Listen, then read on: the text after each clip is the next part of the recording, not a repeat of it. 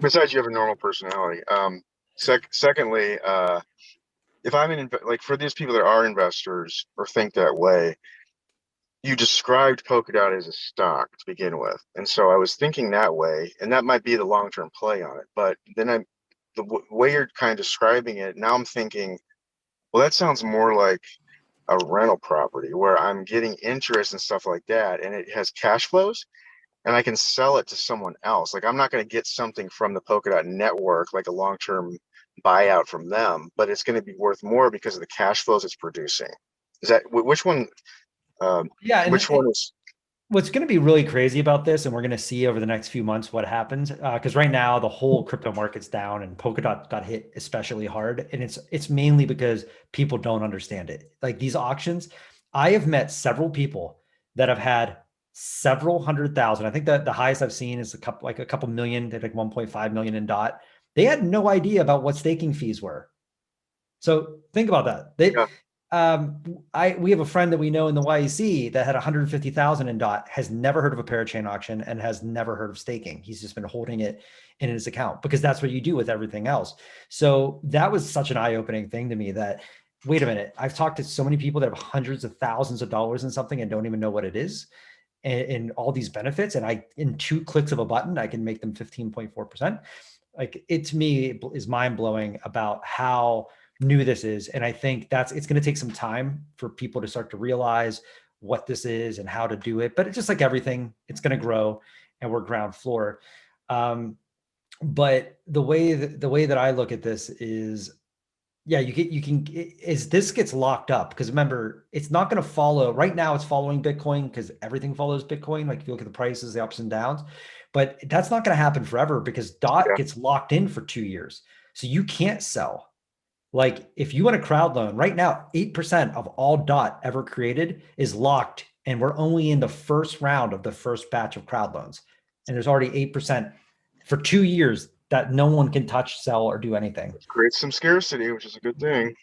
Yeah. And so that to me is a really fun thing, is that it's going to have its own ecosystem. It's I think one of the only tokens that is going to be able to compete against Bitcoin, having these weird, they're going to like just basically be independent. And I think because of that, they're just going to start growing where people are going to start to feel more Yeah, comfortable.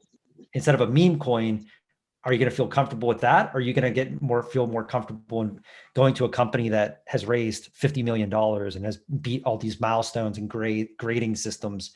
Or are you going to throw your hard-earned money into some random meme? yeah, and I think you're right. I mean, in the Polkadot thing, and keep watching. Tell me if this is right or not, but watching it carefully because is anybody else going to pop up with something similar? Because it seems like, man, when somebody gets a stranglehold on this, that's it. Like So, it's so they're, I like mean, they're like trying. Ethereum's trying with Ethereum 2.0. yeah, So you do some research, but they're so far behind. Like they're very, very, very far behind. it's So too they're hard to trying to, catch up. yeah, they're not doing it anytime soon. And it's Ethereum now, like if you want to do these like a transaction, you like bribe your way to the top with gas fees. It's pretty crazy. Like it's a couple $100 to make it to do a transaction with Ethereum, which is why Moon River is taking off, is because it costs like 50 cents. And Ethereum was not meant, I don't think, to scale this big. It wasn't built for this, and there's been a lot of problems with it, which obviously the founder of it thought the same, which is why he created Polkadot. And he then, I think, took a step back and said, instead of just making a better smart contract currency, I want to create a whole system. I want to create checks and balances, so this is something that can last for not just, every 2 or 3 years we all jump ship and move to Solana, Yeah, or Cardano, and which was happening, which I think those are, I know everyone loves them. I think that they're going to crash personally. I think a lot of things are going to crash once the Polkadot ecosystem just starts growing and more come in there, because they're not going to be able to compete with, like, let's say Solano, you don't have like 80 other 100 other parachains you can instantly integrate with and do really cool things with. yeah. You're Well, yeah, you siloed. look at it and you're like, it's not that useful, and they have a lot of problems to grow and have staying power. I think back to like what do they call them? The kings of industry in America, were Rockefeller and Carnegie, like railroads, oil, banking. There was a point where these guys got to, they were invincible. Like they you just, there's no way you could catch up, no way you could compete. And guess what? I mean, railroads are useful. Okay. Yep. I mean, so you see some of these and you're like, what they're doing is just not that useful. It's not a good play, right? But you look Yeah. at parachains and I'm like, that's not going anywhere. But the problem is there just wasn't that many until Polkadot officially launched, which again, Thursday. The beta network launched before that for a few months, and it was amazing. But it's still, no, a lot of people never heard of Kusama because it's the Mm. Canary network. It's like a beta. So now Dot, like it's an actual legit thing, and it's getting a lot more attention. But I have a feeling that these other coins, they were probably the best alternative that were coming up the pipeline. But they're like Solana can do a lot of really cool stuff. It can very fast transactions and processing, but it uses a thing called proof of history, which has its own massive set of problems. It's also a centralized platform, which means it can be regulated like that because it's Yep. centralized. And then there's the issue that they said they had 8 million coins publicly, and then someone found out that they were hiding 13 million coins. There's a big Ooh. debate over, yeah. There's a big debate because they're centralized. There's a way for them to hide it, and they That's, apologize and said it was an you're still talking accident. about Solana, right? Yeah, Yeah. yeah, not Polkadot. So that's what I mean. And people forgave them on it, but my thing was the fact that that could even happen. I Like you totally don't even agree. have to think about the intent. I don't care Yeah. about the intent. The fact is, it did happen and it could happen. It's going to happen again. And at Yeah. the end of the day, one pissed off developer can ruin that whole thing.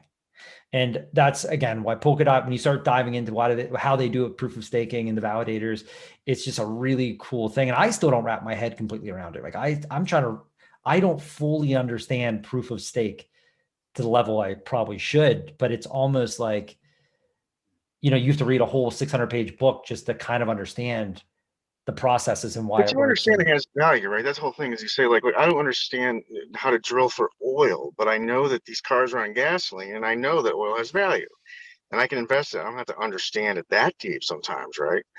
I mean, you want yeah, to because you're interested, but it's like you don't have to understand it that fully, understand what's going on. But I do understand a Ponzi scheme is not, if there's nothing hex, behind it. What about hex. the things that can't evolve, right? That's important. Like I'm looking, it seems like it's very important to be able to evolve. So you might come up with, when I was young, we used to listen to music on something called Discman, right? Now Oh that was yeah. awesome, right? Oh See, yeah. but you couldn't turn a disc into an MP3 player, right? I mean, Yep. so they couldn't. Now, if Sony wasn't big enough, well, Sony was big enough, but if these companies can't evolve or they have certain fixed variables that they can't evolve on, they're dead. They can't go anywhere So unless it's like a Bitcoin, which has fixed variables, but it was first to market in that area, the scarcity market. So there's value there, but somebody else, they're not going to make it. and there's a great analogy my brother gave me, which was Ethereum. If they want to update, it would be like them trying to change the engine in their plane, but it's flying in the air and they're not allowed to land it because it has to keep running, but they have to upgrade the engine. That's, is it possible? Yes. Probable, probably not. It's a massive Right. amount of work and something could go wrong. And something goes wrong and you just tanked a company worth tens of billions of dollars. So what do? You just keep kind of operating and hoping things work and make kind of tiny little updates. But the way Polkadot was built, it wasn't built on proof of work. It was built in this whole model. And again, there's stuff that's way beyond my head Yeah, on how they're able to update. it's But they impressive. I mean, yeah, but they built it in line to be an updatable. They had all these things built into it, so like we're not going to get stuck that's their thought process. Like we're not going to be Ethereum and get stuck. Like we're going to be able to update our systems and do all this and do this without becoming a centralized service. And that's what gets really cool about this is they did something that no one else has ever done. It's the first layer zero technology blockchain out yeah, that's there. what I'm saying too. Is you look at, like, the story of the big bad wolf and the three little pigs. Like, Yep. they built the brick house. You can tell they were like, we want to be first to market and this and that, but we're going to build this thing so it's like a fortress, and it's going to be really hard to compete with us. That's what I'm Yeah. saying. Yeah, And we see how hard it is to compete with Bitcoin just because it's old bad technology. It's simple. It's basically, do I exist or do I not exist, is the blockchain.